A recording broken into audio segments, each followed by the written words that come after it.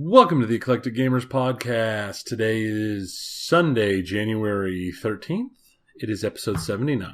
I am Tony. I'm Dennis. Here we are. Do you like how I'm staring at the information and I still had to think about it for a second? Well, you want to be sure that you loaded the right thing. Yeah, that the you typed 13th, the right for some reason, information. the 13th just felt wrong. Yeah, it maybe feels like it should be later in the month, but it's not. Yeah. Not yet. Yeah, not yet. It will be soon enough. So, anything been going on since we did our year-end review episode? Nothing super special. Work has been work and play has been play, and I've still been streaming a bunch of BattleTech, and I'm probably turns out I'm going to keep streaming BattleTech longer than I'd planned to continue streaming BattleTech because they pushed back the release date of Ace Combat for PC to the 1st of February. Okay. Then not too far. Right. It just makes me, it's just annoying because I was really wanting to get that on the 18th and play it and stream it, but yeah, now I can only do that if I do it on console, and I don't have a capture card for console yet because they're expensive. Mm-hmm. So you might just have to play Bloodborne. I still couldn't stream it because I don't have a capture card for console. Well, I don't know what to tell you. BattleTech is always there with you. You can always continue your Cold Waters campaign if you need to. Yeah. The Italian saga. No, Cold Waters wasn't Italian. That's Rule the Waves. Oh, Rule the Waves was. Okay. Yes, I'm currently playing another Italian run in Rule the Waves. That's what I played all day yesterday, and I'm at war with France right now, and it's going really well. Okay, well, that's good. Yeah, I'm beating up on the French. It's like 1920. We've been at war for almost a year now, and I've managed to pretty thoroughly crushed their support forces, and they've refused to fight any actual fleet scale battles. Okay. So, except for one, and I won it handily. So we haven't fought any more since. All right. So, well, I have continued on the weekends to chip away at Hollow Knight, and I've been streaming that. Mm-hmm. I have not, maybe one time played since our last recording any more of the We Happy Few game. So I don't have anything new to report on that. That's a survival type game. And I was streaming Sharky's Shootout on Friday, and the DMD started to go out. So took a look at that, and my dad came over and we did board tests yesterday, and it looks like it's the high voltage supply from the board. And so once we figured, we had a whole issue with, we were misidentifying what the wires were because the board looked like where it said pin 7, but it looked like pin 1 if you didn't look at it right. Oh, yeah. So we were testing the wrong wire for like an hour and going back and tracing it, checking the transformer, and that was all okay. So then he took that board home so he could bench test. And usually it's resistors, on those I'd read already on the PinWiki repair guide. And at least one of the resistors is bad. So he's got resistors. So I think he had to order that type because there's some special huge resistor, but they're not like pinball special. They're just different. Yeah, they're just different than whatever's in his assortment of non-pinball resistors. So Sharky's is going to be down for now, but the DMD is probably fine. It's likely just the voltage. It was behaving like you couldn't see all of it anymore. It was acting a little weird towards the end. And that was probably when that part or pieces failed because the transistors on that power board could be bad too. Something could have taken out the resistor. I don't know yet, but the transistor, all that stuff's cheap. You can buy a whole new board for like $60. So you're not going to have to upgrade to color DMD. There is no color DMD for Sharky Shootout. I know because I asked the guy if he wanted someone to work on a color DMD for Sharky Shootout when I first got it. And he said, no one has ever asked me for that game. So no. It's like, okay. Okay, fine. It won't be a project for me then. And work's been a mess this whole week, so we won't go into that. It's been annoying. But what we will go into before we go into our pinball segment is, as we noted in the last episode, we always tend to do podcast statistics right around our first episode of January because our anniversary of podcasting is at the end of January. Yep. But this allows it because we're so close to being on a calendar year cycle. This lets me just snapshot for the year because I don't normally go into the podcast analytics with the audience because I think broadly speaking, they don't care. But if you do care, this is a little bit of insight at this point, and as we've always done ever since the first year. So I just look at the analytics from 1/1/2018 to 12/31/2018. So for like top show stuff, I always throw out our year-end review because it barely has any plays as of the end of December because he's out like 2 days. Yeah. So in terms of overall, I think anyone who listened to us throughout the year is aware that we had a lot of guest hosts. It was easily far and away more than we've ever done. I think we had before. more guest hosts this year than we had the other years put together. Probably did. And also we only had one interview, which is probably the least we've done ever. I don't really like interviews. I know you don't, but as our analytics show, that interview was easily the most popular episode that we had. So that was episode 55. That's the Deep Root interview. That was the name of the episode, was the Deep Root interview. So I don't think that's very surprising. I don't think it's so much that it was our only interview of the year, but rather I think that was the first audio interview that Deep Root gave to anyone. So there was some hunger for information then, because I think at that point there had been a couple of written interviews held at This Week in Pinball, but this was still before we knew all the developers that were going to be with the company and everything. So there was more of an enigma going on. So that probably fueled that demand. Our second highest listened to episode was episode 68. That was, you'll love this one, Pinball Drama, The Pinball Machine was the name of the episode. And that was a good episode. For those that don't remember it, that was the one where Tony decided to execute a pinball thought experiment and talk about if we were to take the hobby of pinball and make a pinball machine themed around it, what would it be like? So that was probably the highlight of that episode. That was also an episode where we covered a good chunk of that Godzilla license drama on the pinball side. Oh, yeah. And there wasn't really much of note on the video game side from that episode. Our third most popular episode of the year was episode 69, the very next one, which I titled The Meep with a Mouth. Tony doesn't ever know what I title them until I release them. I usually just take elements from whatever the subjects are and then say, all right, that's a title. I don't put a lot of effort smash them up, smash them together and see what works. So this one is The Meep with the Mouth because we covered the Deadpool live stream, which was the first time Deadpool was shown on the internet, to my knowledge, of actual gameplay. Yeah. And also, on the video game side, we spent a lot of time talking about the phone game Dr. Meep.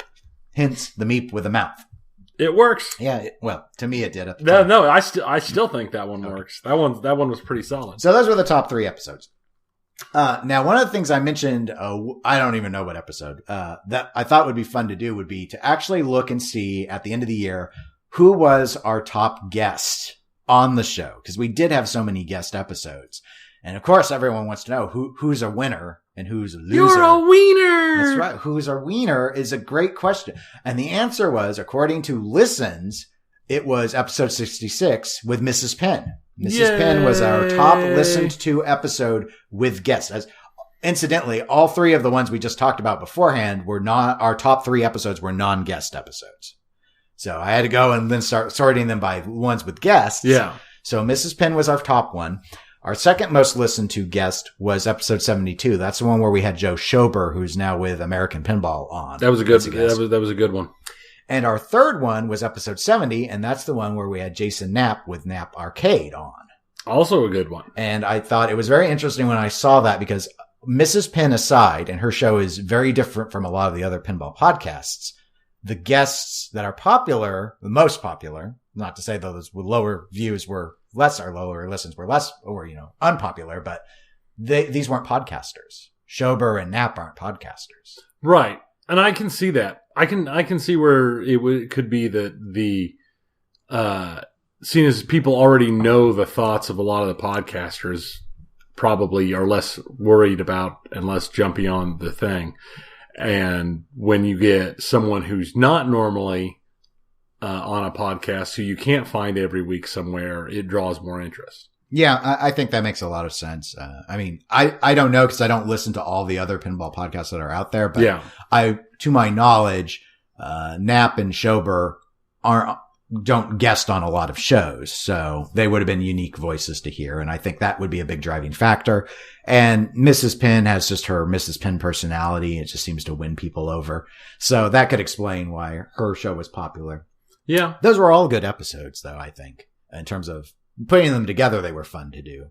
So, to me, I liked all of them. Yeah, no, these were all... I mean, there were only a few episodes of the year I can recall that weren't fun to do. Actually, I don't think there were any that weren't fun to do, but there were several that were less fun than others. But... And, let's briefly talk about what was our worst performing episode. Because, there is a worst, just like there is a best. There has to be a worst. And as I noted before, the year-end review one isn't counted. It would easily be the worst because it only had been out like a day when I had to cut the time off. So I always throw that out.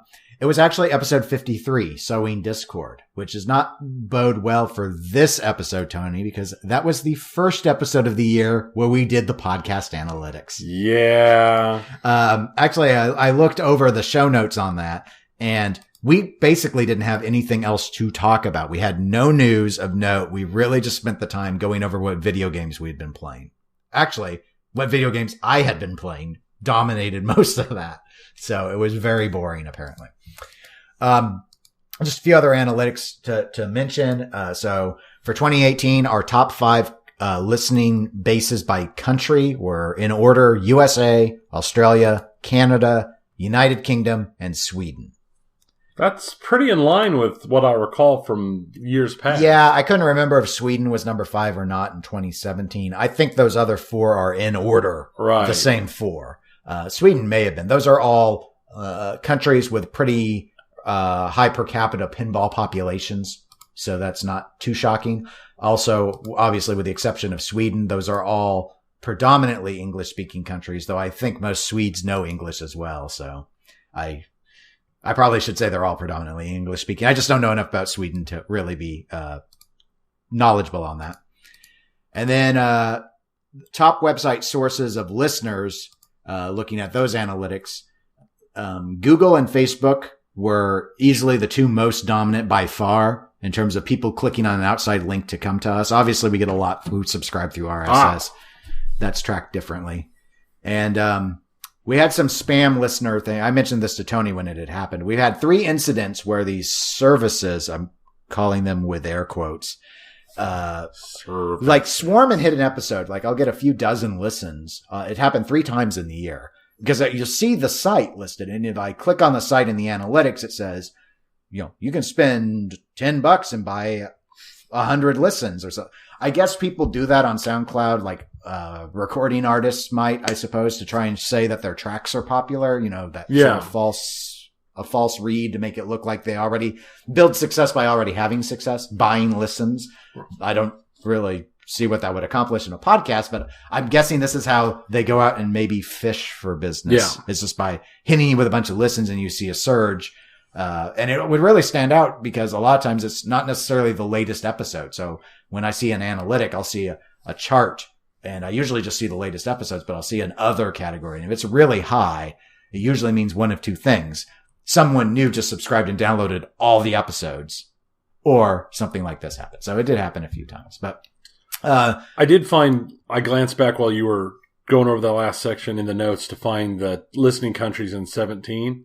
And in 17, it was the USA, Australia, Sweden, Canada, Germany. Oh. So Sweden fell and Germany's off the list completely. Yeah, the UK rose. I wonder if it was our extensive coverage of Highway. It could quite possibly be. That won the United Kingdom over. Or perhaps they're aligning more with us because of Brexit. Could be. Or it could be that all of those buying things came from the UK. That's an interesting point. They actually, I'm trying to remember when I looked at them, I think they actually use like official SoundCloud audience, like people with profiles. So it's just I don't know where they're all from. I never clicked on them all I know is that all of a sudden I see a bunch of named registered SoundCloud people in the list. I'm like, this is weird. We very rarely get a lot of SoundCloud registered people listening. It's usually outsiders who click. Because that's how we because it's like because it's podcasts. It's just different. Right. I mean, I've got a SoundCloud account, but I'm not logged into it. It does it normally. So when I click on something and listen to it that way, it doesn't track me as my SoundCloud. It just tracks me as an outside click. So, only other thing of note in terms of sourcing was Pinside and This Week in Pinball were also, they weren't like 3 and 4 on the list. The list deteriorates really quickly because of how things are tracked. Sometimes it's different threads or different links. Pinside's like that, whereas Facebook just says Facebook regardless of where the click came from.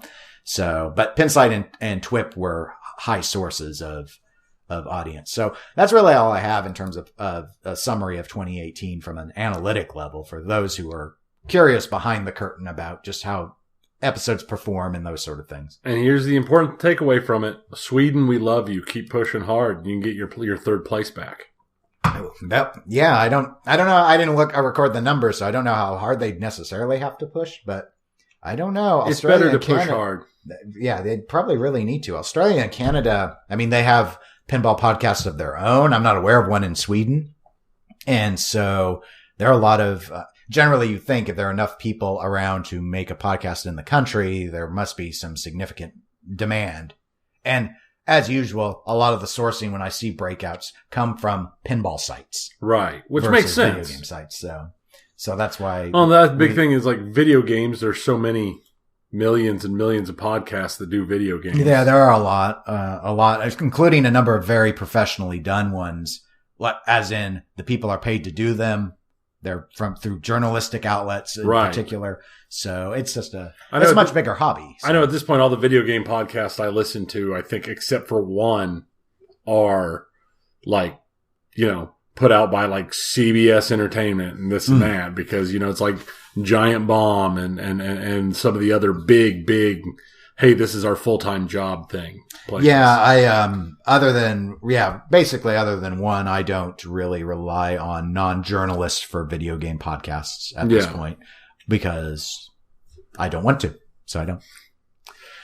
All right. So we're done with that. So we can now go to the pinball segment. There's one major news item to talk about, and that's Munsters. It's real? It turned out really real? It turned out to be real, Tony. You were right. And it came out in early January. So, and it looks like Iron Maiden was in, I think, April. So you think in terms of a full 12 months, they got 3 cornerstones out. So that was all right. Now, did you have a chance to see the photos of I've Munsters? Seen the photos, and I've seen maybe a minute and a half of gameplay. I watched a little bit of the gameplay at CES. I did not watch the Dead Flip stream where they were with like Dwight Sullivan, the programmer. Right. All the stuff I've seen was from CES. Right. Okay. So, me too. So what are your thoughts let's start with art, because that's only thing anyone could talk about before. So now we know that the premium model is the black and white model. The playfield is black and white, and the cabinet art translator black and white with some color incorporation. It's not strictly pure black and white. The LE version is colorized, same playfield as the premium, but in color. The cabinet art is different and in color. It's more of a coffin. Yeah, it's shape. A very coffin-esque. Yeah. And then the Pro is a color model, but it has a different playfield because there's a significant change with the aspect of the lower playfield. Right. So I don't know. Did you like the art packages? I appreciate the black and white art package. I would go so far as to say that it's probably my favorite of the art packages, just because I think it took a lot of daring to go with a to go black and white for the art package. And I thought it looked nice. Other than that, the LE is good looking. I mean, it is good looking. Mm-hmm. Yeah, I liked the black and white look overall. I thought it integrated really well. I saw it with the light show, so you still see a lot of color thrown around. I also am a big fan in general of black and white. So while I'm not sure if it necessarily was the best business move to make the premium model black and white, I liked it, but I didn't dislike any of them. So. Right. I didn't either. But do you think it would have been better to have made the LE the black and white?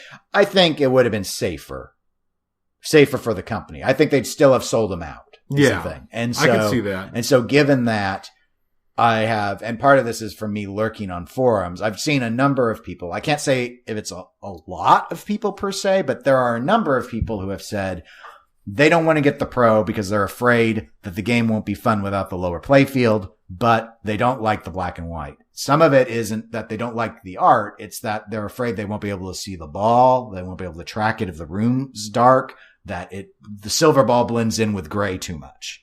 And they worry that it's harder to see than it is on a really colorful playfield. So with things like that, they'd rather have the LE, but they don't want to pay the price on the LE, or they called their distributors and they can't get it already. It was already sold out. So I hadn't thought about the ball motion and the ball disappearing into the background of the playfield as an issue. Yeah. I've never really had that problem, but I guess I can't think if I've played a game that had a whole lot of gray on the playfield. No, I mean, Rob Zombie was kind of a dark playfield, but I didn't really find ball tracking particularly difficult at 403 Club, which isn't it's not a bright area. It's not a bright bar. I can't. It's not something that would be a non-factor for me. Maybe that's the best way to say it. There are some who absolutely hate the black and white art. Well, just that's to be expected. So there's that as well. But, it was, to me, art was fine. What'd you think of the lower playfield? So that's the big key difference is it's a lower playfield with a miniature pinball. I'm not entirely clear if it's the same size as the Donkey/Stewie pinball on Shrek or Family Guy, which are basically the same game. Yeah. Where they had an upper playfield with the little mini flippers and all that. The lower playfield isn't like AC/DC's lower playfield. It is a smaller ball, and in that lower playfield, it was hard to tell from the stream, but from researching it more later, it's like a pinball machine within the pinball machine. Like it's got different little shots. It's got a little vertical up kicker inside of it. It's its own little pinball game within the pinball game was the idea that they were executing with that.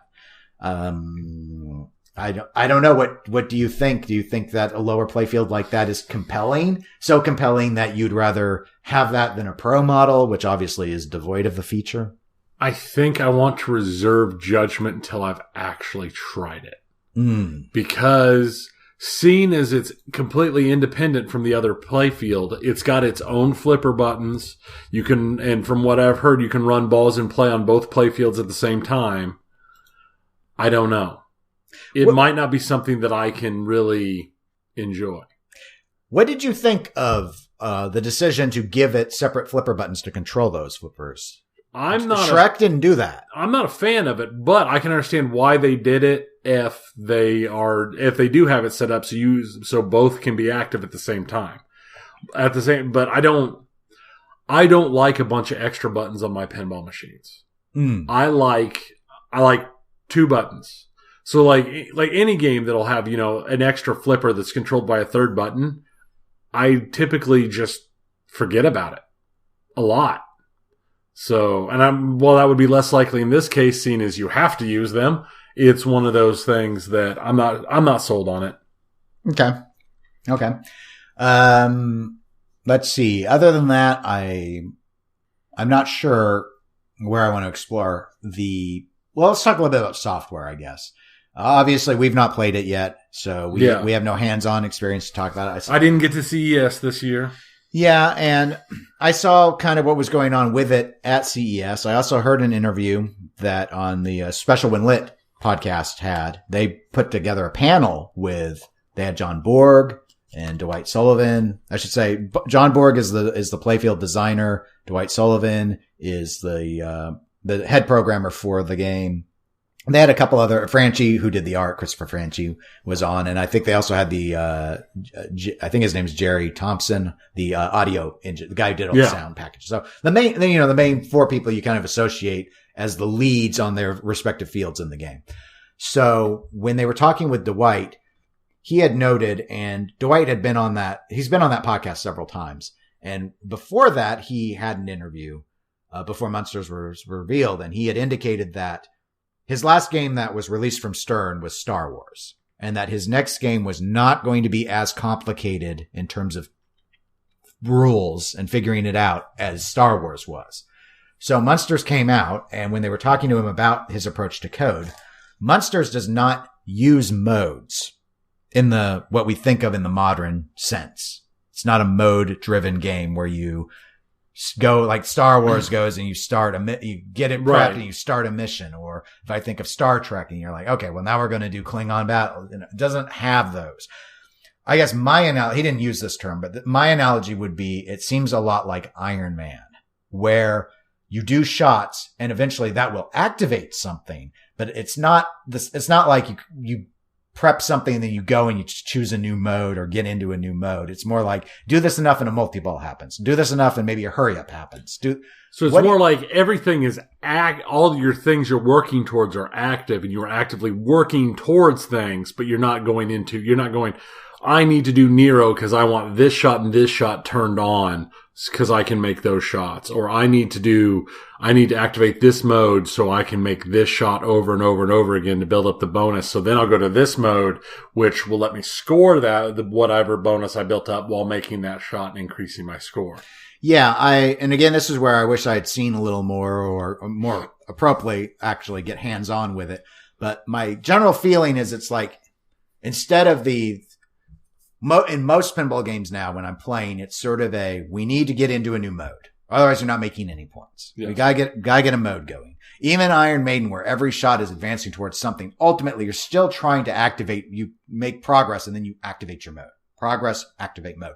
This, again, Iron Man isn't like that. No. With Iron Man, it's like, well, you can shoot ramps and you'll start building up your mark values, or you can do the Ironmonger shot and eventually you get Monger multi-ball. Same with Whiplash and Whiplash multi-ball and, whatever the other one is, Ironhide or whatever he is. I forget his name. War Machine. Is Ironhide a Transformer? Yes, he is. Okay. Sorry. Transformers is not a good, pinball machine. So I'm guessing it's sort of like that. So yeah, instead of you're trying to get your next, in different mode games, like Walking Dead, for example, you're trying to get your drops and then you go into your mode. Other games, you basically just have to make your mode shot, like Star Trek. You're always ready for a new mode. You just got to turn it on, sort of thing. This isn't going that route. It's more like kind of how you described, where things are, I don't know if it's the same as things are always active, but it's more like you don't go into a mode to do anything in particular to score points. Here are your choices. They all do something after you make a certain number of shots. So play it and have fun with it, and don't be confused by thinking, oh gosh, I really need to do Tatooine, but should I wait and deploy my TIE Fighter multi-ball while I'm in that mission? It's not like that. So what do you think of the idea of just stripping away what we don't understand and all this sort of gobbledygook of language, of the idea of a simpler code set today? I don't think it's going to be a problem. You don't think it'll hurt sales? I don't think so. As long as the game is fun. Here's the thing to remember. Almost every game that is out there that is popular are games, or like some of the most popular games ever are the old Williams games. A lot of them didn't have modes. Mm-hmm. You played and you activated something and you kept playing. It's old school pinball. I think it'll be fine. I think the home use people, the homeowner, the private collection owners might not be as happy if it doesn't have the same kind of depth. But I think overall, it's not going to hurt their sales. But most of their sales are to the home market at this stage, according to Stern. Oh, I'm sure it is, but I'm saying is the people who are vocal about it, and this is a complete guess, I think the people who are the most vocal about something having to be super deep are also more in the minority. I think it's more important. It's not, I think if a game is fun enough, you will just keep playing it, even if it doesn't have all sorts of stuff to move to. Yes, I think for most people, I agree with you on that. I think that it's really a question of a fun factor, not a depth factor. Right. But obviously some people might define their fun only as being depth oriented. But there are people in the other camp who have been complaining that games are too complicated now. They don't like that it feels like you have to put 50 plays on a game just to understand the scoring strategy to it. And this could be seen as approachable in that regard. We saw some of that with Total Nuclear Annihilation. That is a game with a very straightforward code set. It's very easy to understand what you're supposed to do. People say it's fun because it's so hard, not that it's deep, because it's not deep. It's the same thing 9 times over. But people like it because it's fast and they like the music and they like the shots. Right. There may be some others who want their Star Wars code, or more apropos, I suppose, the Jersey Jack buyers, where other than Dialed In was a relatively shallow game compared to Hobbit, Wizard of Oz, and Pirates. They're all really deep Kiefer code sets. They're all journey pins. And Dialed In is their best game. It's not their best seller. No, but it is their best game. But we need to worry about the survival of the companies if we want them to make more pins. We personally don't need to worry about it. Well, I'm not in the market for those. Now that's true, but then again, we're not talking about Jersey Jack, who puts out a game every now and then, or 2 games in 2019. Tony, I'll believe it when it happens. Okay. Or Spooky, who puts out a game when they feel like it. We're talking about Stern, who puts out 2 to 3 solid games a year. Stern is the one who can do stuff like this. They can take these risks because at the end of the day, if it doesn't work out, if this isn't a huge selling machine and there's not enough code there's not enough depth to the game, okay, it didn't destroy them. Yeah. I don't think this is a huge gamble for Stern. I still think the biggest question mark was actually running with this particular theme. I understand it in the sense that I've seen a lot of people say, even though the show was only on for 2 years, it was syndicated a lot. So there are a lot of people who grew up in the 70s who saw it because it was available on TV. I remember seeing it in the 80s. I mean, I've seen it, but I have no strong recollection of watching it regularly. I do. But even then I didn't care that much. It was on before something else I watched.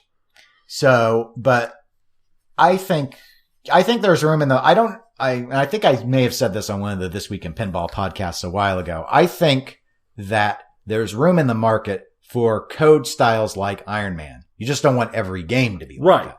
So I personally like the idea of this code type because I have to admit, I have been feeling a little overwhelmed with things like Star Wars, where I'm not really sure, am I choosing the right character? Am I choosing the right mission afterwards? And then the recommendation I hear from the better players in the area changes when the code update hits. So I feel like I never really understand completely. Now, if I had the game home, or if I was able to play on location more, that might not be a big deal. But Iron Man was always really approachable to me because I understand what I needed to do. It's an enjoyable game. What do you think of the layout of Munsters? I want to shoot it. Because I don't think it looks bad, but I haven't watched enough and I haven't shot it myself. So I just don't know. I think it looks like it shoots great. When I see it, I do think cookie cutter Stern. It's back to their standard, let's do a fan layout. All the shots are in the back, nice and safe away, nice feeds to the flippers. That's been their bread and butter for a long time. I think it's their bread and butter for a reason. I think people like to shoot fan layouts, and so that sells. And it doesn't bother me because the last 2 games have not been fan layouts. Deadpool is not a fan layout. Not at all. I like it and a lot. Iron Maiden is not a fan layout. You could argue that the premium model of Munsters is not a fan layout because of the lower playfield. However, on the top, the main playfield is a fan layout playfield. And that's, Borg. I mean, it very much looks like what you would expect out of Borg. The shots are in different places. I can't say I see it and I go, oh, that's Metallica. You know, he's moved the bash toy off to the side. It's not in the center like Sparky is. Of course, 2 ramps to 2 flippers. Like all the fan layouts have to do that. So it is what it is. It looks like I think the ball would play pretty well on it. I think it'd be a lot of fun to shoot, but I don't think, obviously you got again, sort of like depth versus shallow. You've got some people who want that flow of the fan layout, and then you've got other people who, be they stop and go style players or flow players want layouts that are more atypical at this point. But given that Stern has just done 2 of them, I'm not at all surprised that the third is a fan. No, that's not a surprise. So, I think that it will make it a very approachable to people. Do you think that Munsters, when it's all said and done, sells better, worse, or the same as Deadpool? Worse. I think it sells not worse. by a lot. Okay. I agree with you. Why do you think it sells worse? Because Deadpool took a lot of chances. Deadpool is a more modern, more well-known modern license, which increases the interest. And it took a lot more chances, and I think it had a lot of stuff in it that was more interesting to the pinball person in the know.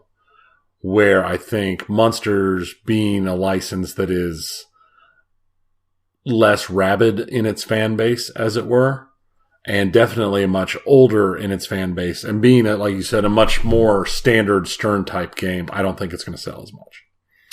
As I noted, I agree with you. I don't think it will sell as well. Having seen it, now I think it will do better than I initially thought when I was only making a prediction off of theme.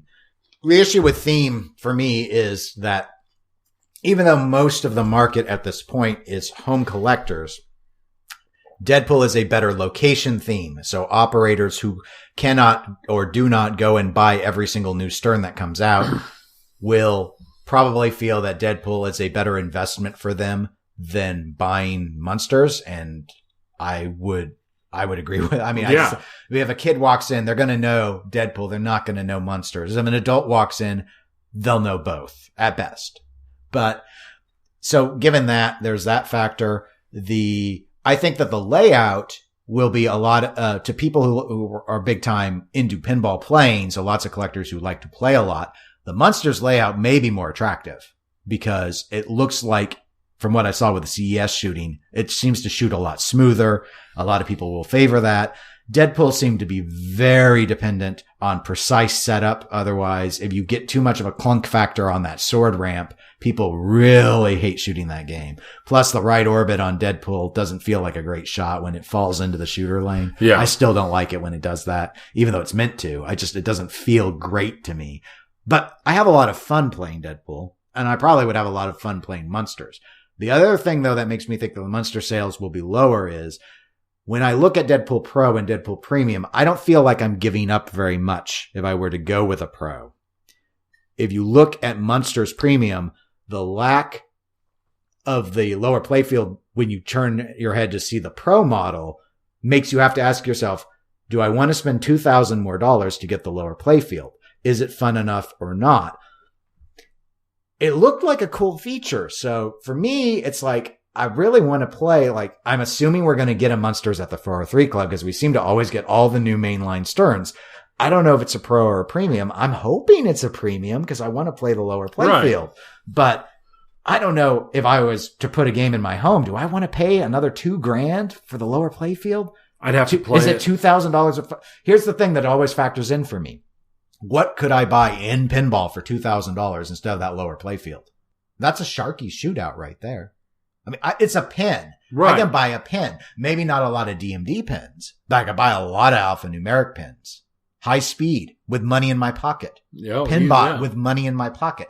That's the factor that I, as a collector, always run my analysis through. And I think other people will as well. Even new in box people. And the thing that you have to remember, and I know you remember it, but not everyone I co-host with does, is that not everyone has infinite amounts of money to spend on any game that they want. There's a big jump between that Pro and that Premium price. So even setting aside the art and the questions on that, there are people who are just at best Pro buyers. And if they can't have the lower playfield, they might just pass on this and wait for Jaws. You mean everybody can't order an LE just every day of the week with no problem? It's just not for everyone. We're not all made of gold bars. We're not all Scrooge McDucks. So it's just what it is. So I think the game will do well for them. I think it's not going to be a dud. Looking at how well it's shot, I think, and passionate as the team is, and I like the Iron Man style code on it. I think that it will do just fine for Stern. But I think when it's, let's say 24, well, let's not go that far out, 12 months from now, I think when you run the numbers, I think Deadpool will have higher total sales across their Pro, LE, Premium combined versus Munsters combining those same groups. And I think you're right. But I don't think Munsters will be bad. I don't think it's going to bomb. It's not going to be a flop. It looks way too fun to shoot for it to bomb. Yeah, it's not going to be a flop. But so that's really all I had for pinball news of major news note. I thought we might spend a little bit of time to talk about the TWIPYs. TWIPYs! Because for those that don't know, This Week in Pinball has their voting going on for their annual pinball awards. We'll have a link in the show notes. And I thought, well, we should go ahead and just go through those categories and talk about what we voted for and what we think will win. I just thought that'd be something to do because I didn't want to talk about Munsters the whole time before we go to our video games. It's a good idea. So let's go ahead and let's get it going here. I have my little ballot loaded up. So do I. All right. Excellent. So, the first set of stuff is when you go and vote is a drop down choice, of games. Now, some of the games are only available in a few of the categories because they're remakes like Monster Bash remake or things like that. But so caveat. Best theme based on theme only. What do you think is the best theme of 2018? Deadpool. I agree. What do you think will win? That stupid pirate game. Pirates of the Caribbean? Yeah. You think it'll win on theme and theme alone? I think so. Oh gosh, no. I can't buy it. I think Deadpool will win. I think there's too many fanboys who will go after it because it's the game that they love the most. Yeah, but when they have the honor to say, well, that's best theme integration, not theme. No, I think they'll vote for both. Guys, don't do that. Don't be like that. I mean, because I can see arguments for some of it, but I think that's probably the worst theme of the year. But I wouldn't be surprised to see it winning. Okay. Best displays, animations, and display. What do you? I ended up going with Deadpool again. I was torn though. I really thought about going with Iron Maiden. Okay, I could see that. I went with Deadpool as well. For me, it was the retro, the retro stuff on Deadpool's. The 16-bit, is what won me over. That was the exact same thing with me. And especially when you have the 16-bit, and then there's times when the high-res Deadpool show stuff like that. That kind of fun little stuff. That's what pushed it over the top for me. What do you think will win this? I think Deadpool. I think you're right too. I know more people are bothered by Iron Maiden. They don't like some of the animation. To them, it looks cheap because it's really, you're trying to, everyone, well, and I'll say Stern in particular, seems to be struggling with knowing exactly how to use their display, the high res display. Mm-hmm. And so I thought the 16-bit was a great idea. And I think it'll resonate. Best light show. What'd you pick? I'm going to put a caveat on this is some of them I haven't seen the light shows on some of them. Sure. But what'd you pick? I went with Deadpool. Okay. I gave Iron Maiden my vote here. What do you think will win Best Light Show? Do you have a thought?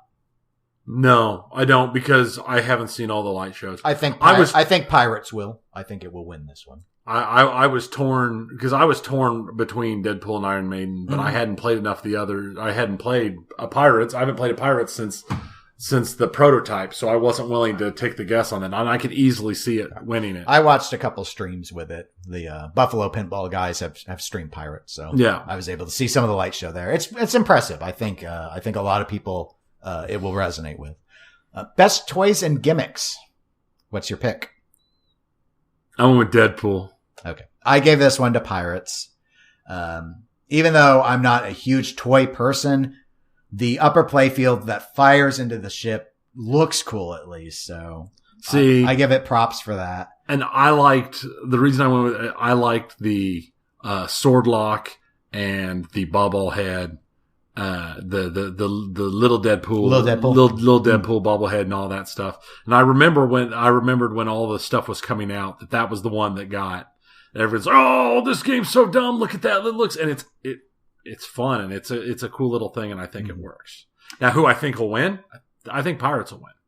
Okay.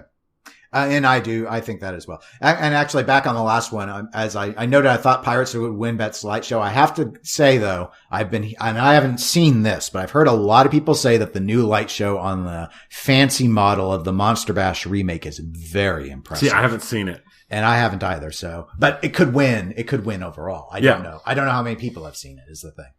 All right. Best theme integration. What game did you think actually integrated its theme into the game itself the best?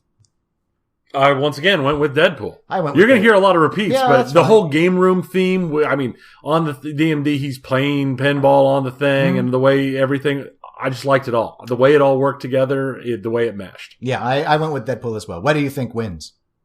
I think Deadpool. You think Deadpool will win this one? I think so. Even though best theme will be won by Pirates. I think Deadpool. Okay. Actually, yeah, I think so too. I think Deadpool will win theme integration.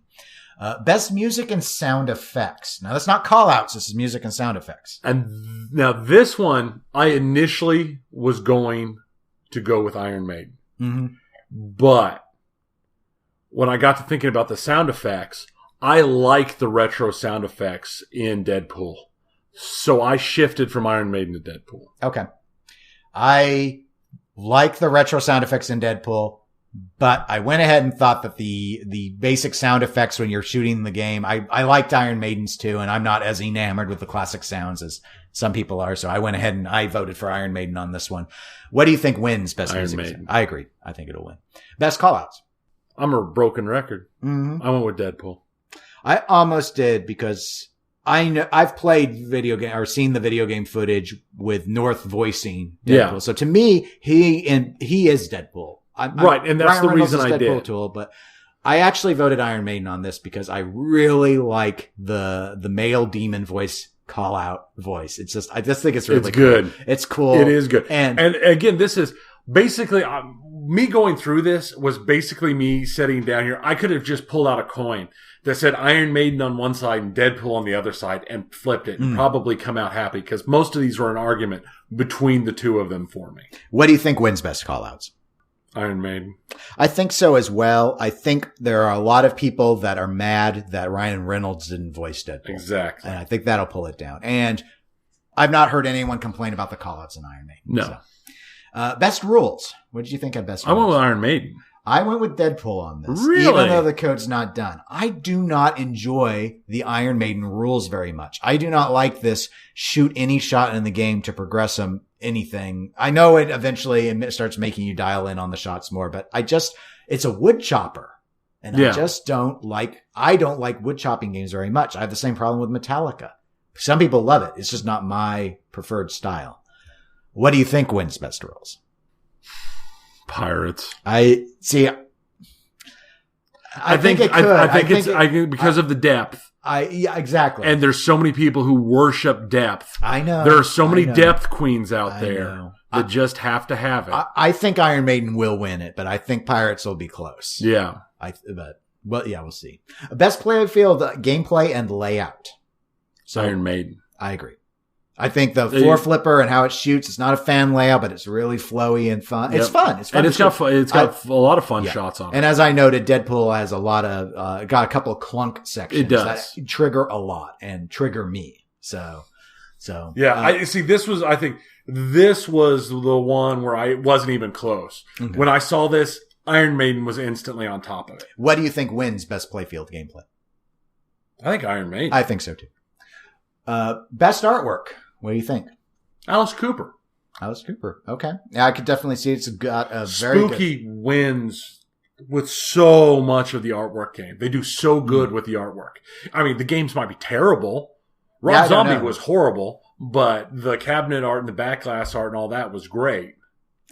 I went ahead and went Deadpool on this. I liked how they made it look like a comic book. That is nice. And that's different than they've done with any of their other comic themes before. I just thought it looked really good. I like Jeremy Packer's package they put together on that. What do you think wins best artwork? Because there are a lot of really good packages this year. There are. Art. I mean, Pirates looks pretty good. See, and that's the thing is I think Alice Cooper personally, which is why I put it, but I think if people are going to really lock in, you're probably going to see Pirates. Okay. my guess will be that Iron Maiden will win artwork. So I think it'll be the other Jeremy Packer art package. Yeah, my thing with it is I don't mind Iron Maiden's artwork overall, and part of it might just be that I'm not the hugest Iron Maiden person. I much prefer Alice Cooper, and I think the artwork, especially the cabinet and back glass art, once again, on Alice Cooper, is so much better. Yeah, it looks cool. I mean, here's the thing. If I look at what the quality of the art looks like, I think you end up thinking that Pirates, Alice Cooper, Iron Maiden, Primus, Deadpool, and Beatles are all eligible to do very well. They're all very well drawn. Maybe not Beatles. Beatles is pretty well drawn. It is well drawn. I don't think it'll win. No. I think the color scheme that Franchi went with is going to put people off of it. And it's just got a little too many Beatle heads around for a lot of people. Though after having finally gotten a chance to play Beatles, I enjoy the crud out of that game. The quality of what he did for it is very, very good. He's actually, from a stylistic standpoint, Christopher Franchi's my favorite in terms of his approach. He does more of a realism style, and I like that. But anyway, so I'm gonna say I think Iron Maiden wins it, but we'll see. Okay, so now we're in the parts where people just start filling in things. Nope. You forgot Game of the Year. Oh, no. I'm skipping that. Game of the Year. Okay, Tony, what's your Game of the Year? I ended up doing Deadpool because I gave it top place and more often. It could have been a flip, Deadpool or Iron Maiden for me. I voted Iron Maiden. I actually have more fun playing Deadpool. However, I think what Iron Maiden does on a variety of levels makes it worthy of Game of the Year. A pro that has 4 flippers. We got the prop up bar back. I mean, so some of this is like things under the hood. Right. It's like, it looked like, okay, we're going to compete. We're going to put stuff out. It was so different of a layout. Obviously, Deadpool is a pretty different layout as well, but Iron Maiden came out first, and you had your playfield designer being so integral in terms of coming up with his own rules. Overall, I just think it fired on a lot of cylinders, and it was a huge breath of fresh air, so I'm voting for that. Who do you think wins? Iron Maiden. I agree. I think that the people broadly will vote for it. Yeah. Like I said, for me, it was, that was where I was leaning, but when I was looking at where I'd filled in, it's like, I filled in Deadpool over Iron Maiden on almost everything. So it doesn't seem right to do that and then say Iron Maiden's the better pen. Yeah. I could see that. I had to look. For me, I just said I can do it because I'm going to look past more than just my own personal favorite, which, there are things I don't like about Deadpool as well. It's just, overall, there's a lot about it that I think I'm glad it's on location. I really like playing it. Mm-hmm. All right. So now we're in the write-ins. Favorite pinball Twitch streamer? Eclectic Gamers Podcast. I forgot that we Twitch stream, Tony. You're the one who Twitch streams pinball. I do, but only a couple times a week. I voted Dead Flip. Who do you think will win? Do you think EGP will win? No. Oh. I think Dead Flip will win. Okay. Maybe Buffalo, but I think it'll be Dead Flip. Yeah, I think Dead Flip will win as well. He's expanded his audience so much, but there's the question of how many of those people will vote in the TWIPYs. Right. Favorite pinball podcast? What'd you pick? What do you think I picked? I think you probably picked the Riptide Pinball Podcast. This Week in Pinball was Zach Rubini. No. I had to vote for us. That podcast, come on. Yes. I had to vote for us. I almost voted head to head, actually, but because they've worked so hard. And I'd say if you don't know what to vote for, I would encourage you to consider voting for head to head if you listen to them because they put so much effort into their interviews. However, I thought, I know how much work we put in to do our own show. We deserve at least one vote. So right. By George, I'll be that vote. With pure honesty, if I wasn't voting for us, I would have voted for head to head. Yeah. Who do you think will win? Head to head. I think so too. They deserve it. Yeah. In terms of just the sheer amount of effort to do all those interviews. Especially considering so many of the interviews were done at, a 12 plus hour time differential. And a lot of them are with people you don't hear from all the time. Right. Kind of like how when we had guests that aren't on all the time, people liked those episodes. It's the same thing. They interviewed some people that have not given interviews in a very long time. So it was a good year for podcasts. It was. Favorite pinball YouTube channel? The eclectic. No, actually, I did not vote for. I was trying to think. I think I've exported like 2 videos. So right. I think it's 3 because. But they're all just our rips from Twitch. Right. Except I guess I did that one Goofy Rules video that I think someone asked me if I was on crack after they saw that because they didn't know what I was ripping off of. Right. Yeah. I mean, because our channel's just rips from Twitch because I put all. We don't really have a YouTube channel. We have a YouTube channel, but it's really just like an archive of things like good play, walkthroughs on how we've done particular games. Right. In fact, we probably have more video game stuff on it than we do pinball. Yeah, because I've put all I've put all the BattleTech runs on it. I've done a few other than early on because I didn't think people don't want to go and rewatch you can go to Twitch while it's still active and rewatch my live stream. Right. I'll do things like if I have a high score run. Yeah. I'll make a highlight and I'll extract that so people can see, oh, look, here's how you're not supposed to play hoops yet somehow it gets you a good score. Things like that. Yeah. I actually voted straight down the middle. So did I. Because it's really the only YouTube show I watch with any regularity. Same here. And I skip some of those episodes too. Pinball related YouTube show I watch with any regularity. Yeah, same qualifier for me. I don't watch their unboxing videos and stuff because I think unboxings are boring, just flat out. I don't watch them. Period. They might do a good job on them. I don't know. I don't care to watch. I'm not a little kid watching little toys be unwrapped, and I enjoyed watching Zach getting drunk. And I've heard about that one, but I haven't seen it. But I do like the reviews, so I watch those, and I like the this or that. So those are fun. Yeah. You just listen to their this and that's and then just go with basically the opposite of whatever is said and you'll actually have the right choices. Yeah, that sounds about right. Yeah, sounds interesting. Who do you think will win that? I think straight down the middle. I think so too. I think they won last year, so not that means anything. It doesn't mean that it's not a knighthood. They don't get to have it forever. But the only other channel that comes to my mind that might be able to compete would be the Papa channel with Bowen's tutorials. Which, I could, no, I don't know. I mean, It just seems like they're less consistent. They probably are really consistent at this point. Papa, I used to watch on Twitch, and then at some point they made the move to doing a lot on YouTube, and I didn't make the move with them. So, I don't know what the deal is exactly with that. Favorite pinball mod of 2018? Left it blank. I did too. I think Penn Stadium will win, but I left it blank because I don't have enough experience with mods. I don't have a machine to mod, so I can't have anything. I don't have anything that I think is a favorite, so I'm not naming. Favorite homebrew? Pinball Drama, the pinball machine. No, I left it blank. Okay, because I haven't actually started. I left it blank also. Any thought on what will win? I have no idea. I've seen like a dozen home pictures and this and that of like a dozen homebrews. Yeah, and this could be anyone. It doesn't necessarily have to be this year. I'll go ahead and throw out a guess. I think Nightmare Before Christmas will win it. Okay. Just because I've heard that one mentioned a lot. Yeah, that's perfectly valid. Rookie of the Year. I left it blank. I did not. I put Keith Elwin in. I think he'll get it for his Iron Maiden work. I thought about it, but I have a hard time putting him down as a rookie. Well, he's a rookie, so deal with it.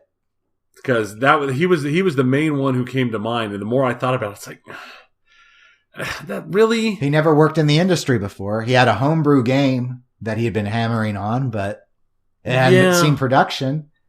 I guess it's just one of those things that it feels like it's like how do you call someone a rookie who's considered one of the biggest? I don't know. Do you have a thought on who might win the category? No. Okay. He would make the most sense. I think Keith will win. If people can get over and actually see him as a rookie. I think this is going to be between 2 people. I think they're going to go with either Keith Elwin or they're going to go with Eric Munier for designing Pirates. I think those are the 2. Scott Denisi was last year, so I don't think people are going to pick him. I don't think they're going to go with an artist or a coder or a player. I think that's what it's going to come down to, is a designer. And I think Keith will get it because he sold more games. Yeah. So more people know it. Favorite pinball website? I went with Fun with Bonus. Oh, I actually saw on Facebook today that Steve Bowden, who runs that, is considering changing the name. Really? Yeah. Do you think he should change the name? I like the name. Yeah, I like the name too. All right, Steve, that's our opinion on it. So but make whatever decision. What's he considering changing the name to? Oh, he some things that are a little more clearly pinball. I don't remember. Oh, I can see that. But I like the name. Yeah, I did too. Now, this was tough for me. Was it? It was. Because I do read This Week in Pinball every week. Okay. Here's the problem that I ran into. I didn't consider This Week in Pinball because this is the TWIPY Awards. That's why I disqualified it in my brain. That's why I removed it. After I submitted it, I thought, I didn't actually see that was a rule. That was pretty presumptuous of me. So see, because they were my first thought, and I'm like, well, but it's their awards. I don't. Yeah, and that was the issue I ran into. So because of that, I actually voted for Pinball News because I actually go to Pinball News. The problem that I have is just it's a problem of it's a drought. They don't put out articles every day. A lot of times there's not an article every week, but usually I really like what ends up at Pinball News because it's pretty in depth. And it was why it jumped out to me is I really like the coverage that Martin, who runs Pinball News, did when Highway was collapsing. It was really detailed. He got a hold of the insolvency documents and put them out there and analyzed them and explained it all. It was really thorough, and he covers the shows really thoroughly. And I actually had to rely on that to write my Atari article, which actually ran at Pinball News. So that's just the one that came to my mind. What do you think will win? I don't know. I think Pinside will. But I thought there was another section for forum. I guess there wasn't. No, we talked about that, and you suggested something like that. Yeah. No. Favorite. So that's the only one. So probably. Yeah, see, I don't like Pinside. Yeah. Well, I mean, I will go there, but I don't. I have fun with bonus in my RSS feed, so I get it every time it updates. I get it. Right. So. Favorite pinball publication, Tony? This should have been easy. Well, you would never screw up. I screw up all the time. No, you've put so much thought into all I put a lot of thought into this one, too. And all the thought I put into this one was, I need to get a hold of Dennis to see which article he's going to push for as his main article. And then I clicked the submit after I was done. Yeah, you were done because you leaving thought, it blank. Actually, none of those were any good. But that's not true. I like several of them. Apparently not enough to write them down. No, I didn't because I was going to check with you. And then I finished. I'm like, submit. I'm done. Oh, well. Yeah, because I wasn't going to send you a message when I was filling this out at like 5:30 in the morning. You could have. You just wouldn't have heard an answer right away. Oh, well. Yeah, I went ahead. Yeah, I voted for one of mine. And I went with A Beginner's Guide to Manufacturers, which, again, I thought about because that was run at TWIP. And it's like, well... This Week in Pinball. This is an award. Obviously, the award goes to the particular article, not to the site. So I thought that's probably all right. Why I went with it, it was actually, I don't know. I wrote like 8, including the ones I co-wrote. I think I had about 8 articles in 2018. I think it was the most read. Is the main reason I picked it. I don't know because I don't know I don't see the numbers on I can see how many people have looked at Pinball News. I don't know on This Week in Pinball. Right. But I got a lot of really good feedback on it. And I also really liked working on that one because it required me to use a bunch of divergent sources to actually put it all together. And so there was a good challenge with that. And even though it's written up in a guide format, I think you can actually read it straight through, which I wasn't sure I'd be able to pull that off. But when I got done and I proofed it, I thought, actually, that read pretty well. Yeah. But so that's why I chose it. But I think Pinball Magazine is my guess as to what will win. That would be my guess. Number 5, I guess, for people to know, the new one. I think that will win. I think I'm not done with it. It's hard for an article to go up against a magazine or a book. There was only one notable pinball book that came out this year, and it wasn't very good. Right. So I don't think a book will win. But favorite pinball location?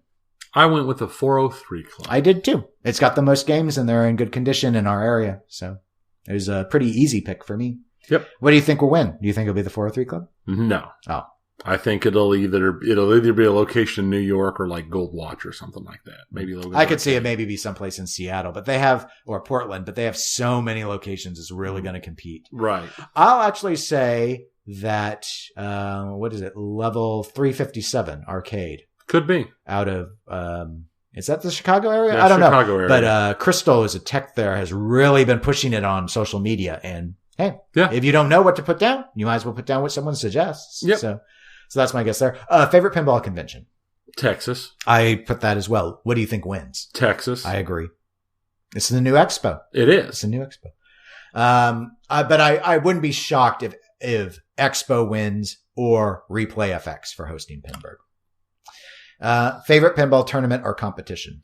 KC GameCon Pinball Championship. Okay. I didn't play in that, so I actually left this I didn't blank. play in it either. So but I still voted for it. What do you think wins? I think if Penberg doesn't win, I might have a stroke. Yes, I will be shocked if Pinball doesn't win. That's if I'm still sober by that point, because it is a cash bar. And on the other hand, it's a cash bar. It's a cash bar. And unlike you, I don't have 47 people already planning on buying me drinks and getting me drunk. Maybe you do. Maybe they just didn't say it. Maybe. Look, Pinball's full of alcoholics. They'll probably just start buying everyone drinks. They just say those things because I made fun of their favorite beverages. It was a classic ploy. That's how I've always survived on not having to spend any money. Always works. I always fall for it. So, before we move into video games, which we do have a number of items to cover in that category, I am ready to play you a game of 20 questions. We held off last time while we were Twitch streaming, but I am all set to go. So you can ask your first question whenever you are prepared. Which means whenever I get my little thing out. Okay. Is it an EM? No. Solid state? As in, let me rephrase. Okay. Pre-DMD solid state. No. Is it from the 80s? No. Is it from the 90s? No. Does it have an LCD? No. Okay. Wanted to make sure I wasn't going to end up staying too far back there. Yep. So, is it a Stern? Yes. By the way, that was question 6. Is it Sharky Shootout? No. Bold. Bold guess. Though fully compliant with everything you asked. Yeah. Is it movie licensed? Yes. No. I'm sorry. No, it is not a movie license. I went crazy. Is it Walking Dead? No. I thought maybe since you went crazy, right. It was a TV license. Right, I could see that. But no, it's not Walking Dead. Is it WWE? No. That's question 10. Is it Deadpool? No. Okay. How could it be Deadpool? I already said it's not an LCD. Oh, crap. I got locked on the movie license thing. I know. I told you that was a complete... I'll tell you why I messed it up after we're done. Yeah. Yeah, I was hooked on the movie license. That's fine. You could keep going down that route. Yeah, perhaps you'd like to say Iron Maiden as well. No. Okay. No. Is it a music pen? No. I've only gotten like 2 guesses. That's a movie pen. No, it's not a movie pen. Oh, yeah. I understand it's not a movie pen. Unfortunately, everything coming to my head is a movie pen right now. Okay. I'm like, no, I didn't. I misspoke. No, I know that. That's why. Okay. It's just everything that keeps popping in my head. It's like, oh, wait, no, that's a movie pen. It's either a movie pen or a music pen. And those are both no's. So I'm like, is it from 2015 and newer? Yes. I'm going to end up kicking myself when I find out what this is. It's a Game of Thrones. Yes. Question 14. I'm sitting here. It's like, that's a movie pen. That's a movie pen. That's a music pen. That's a movie pen. That's a music pen. That's a movie. No, that's not a movie.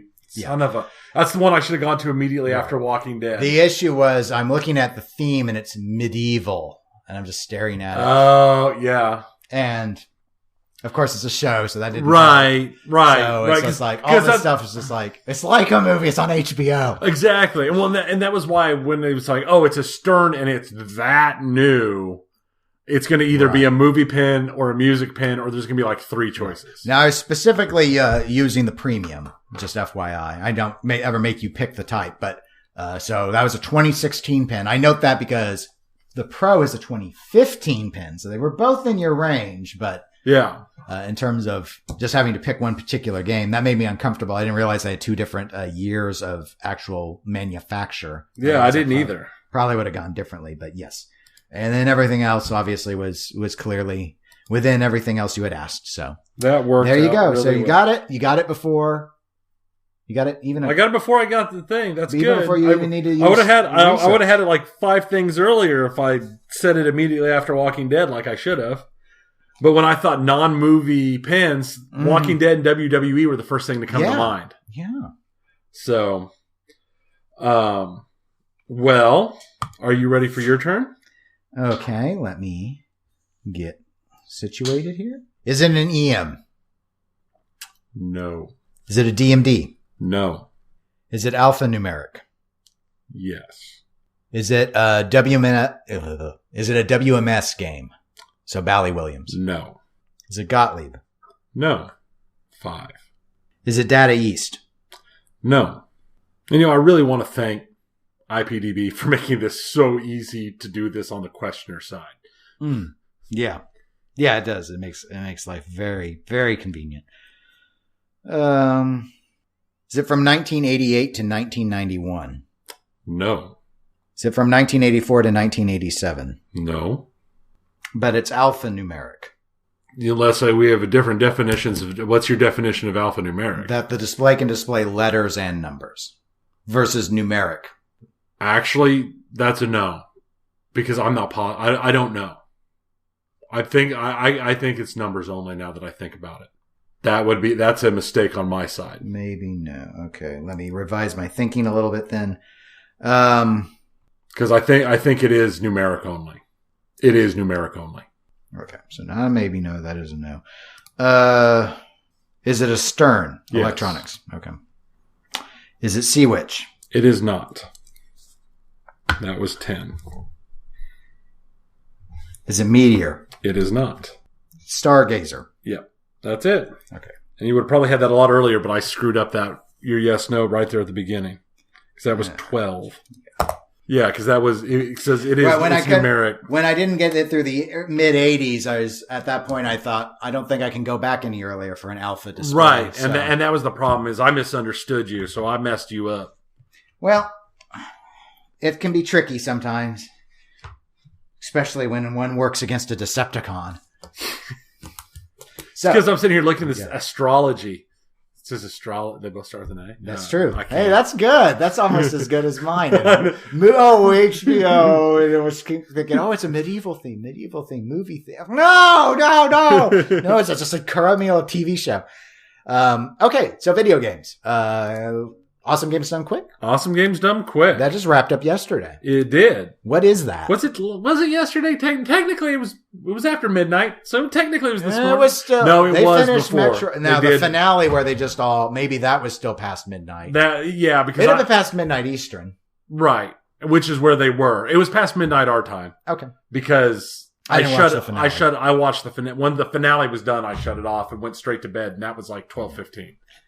But Awesome Games Done Quick. I know we've talked about them in the past, but as a refresher, Awesome Games Done Quick is a for charity video game speed running event. I was going to say competition, but it's not really a competition. Some of them are. But basically what it is for, in this case of Awesome Games Done Quick 2019, and as long as I can remember, it's a week-long, 24-hour-a-day stream of speedrunners running games and collecting money for charity. Yeah. So, and this year it was the it's pretty much all, it's been Prevent Cancer Foundation for a while. It's pretty much, Awesome Games Done Quick does the Prevents Cancer, and I always forget if it's Society or Foundation. And it's the Prevent Cancer Foundation. Probably a foundation. They give grants, so that would fit. And then in the summer, they have Summer Games Done Quick, and that's Doctors Without Borders. Right. And Games Done Quick is basically those charities choose to, and I've seen others do usually non-week-long things with them, but the Games Done Quick, basically you hire them as a charity to do a speedrunning event to raise funding. Right. And all the funding that gets raised goes to the charity. They, I'm sure, get paid. The Games Done Quick gets paid something to obviously run the fundraiser. Right. But all the money that is directly donated. They'd have to get the hotel and all that and all stuff. That. I think they get the money from the attendees who want to attend live, and they're probably paid something by the charity. But every dollar that they raise through the raising, the donations, the bits, the subscriptions, and 100% goes to whatever charity contracted them. Right. So, they've been doing it for a number of years now, and they set some pretty impressive fundraising amounts through that. Very impressive on the weekly ones. Yeah. Because just case in point, I've got the final donation totals for this year's Awesome Games Done Quick was $2,397,492.51. It's huge. Yeah. It's huge. So and I don't think that's their biggest one. I think it's still behind 2017. Okay. But I'm not positive of that. It was close. Yeah. Summer Games Done Quick usually lags behind Awesome Games Done Quick, but Awesome Games Done Quick has certain levels that they hit in the past that maybe, it's hard to raise this much. So. Right. So they used to not get over 2 million when I first started watching them, but yeah, because I know while I was watching, they bypassed 2018. Okay. And the next in 2017 maybe was a little higher, but I think they might have passed it also. Okay. I don't remember for sure, and they don't have the notes up there where I'm on any of the pages I'm looking at right now. So, but it was a very high amount, a big haul. Mm-hmm. And it's fun even if you're not into some of these games, just seeing some of the stuff, as long as you have basic video game knowledge, is fun to watch. I watch a lot of video games that I know nothing about, but to me, the big fun is watching video games that you know and watching how people use every tip, trick, little thing to shave games that took me 40 hours off into like a 23-minute playthrough. Yeah, it's even if you don't, and most people don't speed run video games, right? You get to see how they break games to be able to go faster. And I've actually been able to watch games that I either have played or am in the process of playing or was thinking about playing and pick up things from them to actually make my gameplay easier because they have all sorts of, because the big thing on most of this stuff is they try not to fight anything that they don't have to fight because it's all about winning the game as fast as possible, not experiencing all the content. But there are all sorts of categories where like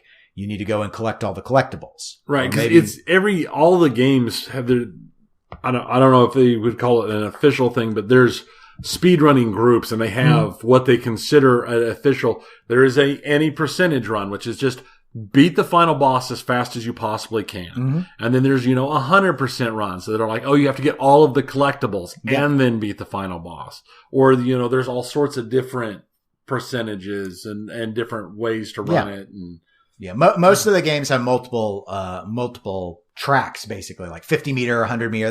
It's like that. Right. So like we were before the penultimate game of the event was Super Mario Odyssey, and he was running the darker side, which meant he had to get 500 moons. There's another category where you have to get all like 800 moons. Yeah. And there's another one where you just go through and you win the story as quick as possible. So there are all sorts of different, and the strategies are different because, if you're doing a longer haul, maybe you do things that you have to keep yourself safe or whatnot. Right. And it extends, different games are like one hit kill runs versus. Yeah. I watched the Zelda. Play this on easy. Yeah. The Link to a Past one hit kill run and a lot of these they're running on modded ROMs that let them like set it up for stuff like one hit kill or to allow certain things that wouldn't work otherwise. Any highlights that you liked? I watched all of Saturdays from when I woke up at like 5:30 in the morning until after the end of the finale. And it was all good.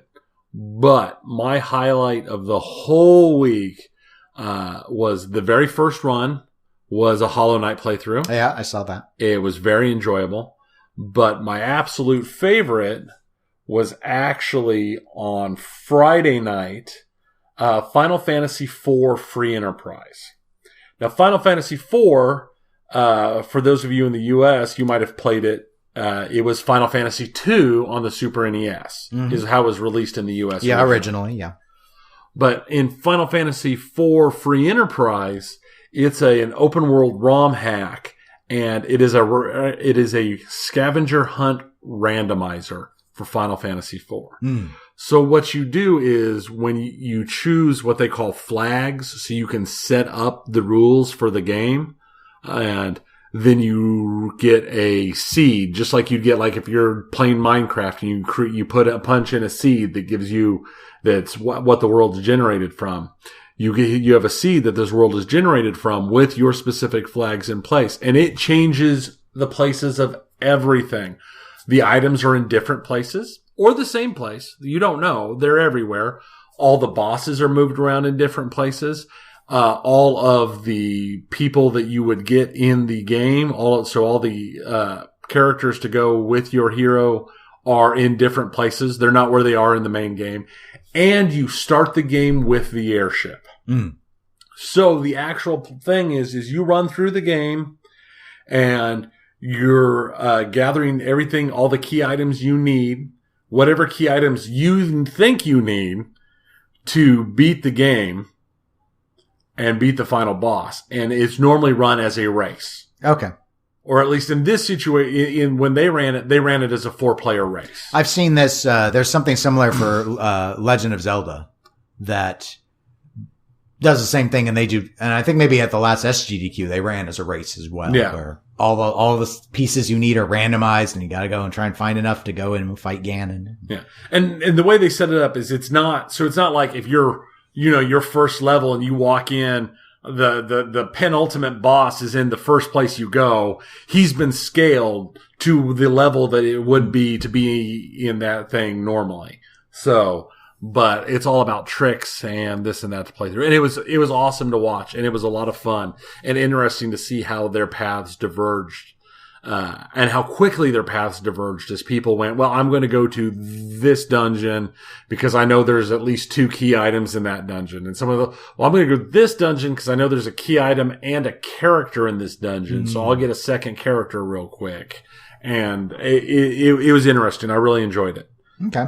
And I included a link in the links, that links to the Free Enterprise, website, which got the hug of death on Friday, to no surprise. Right. But no, I've never really been interested in like speed running games. I like picking up tricks, but actually the thought of just like speed running and doing the little hacks and tricks and the tricks and this and that, I don't care that much for it because for me, I'm more into it for like the story and yada, yada, yada.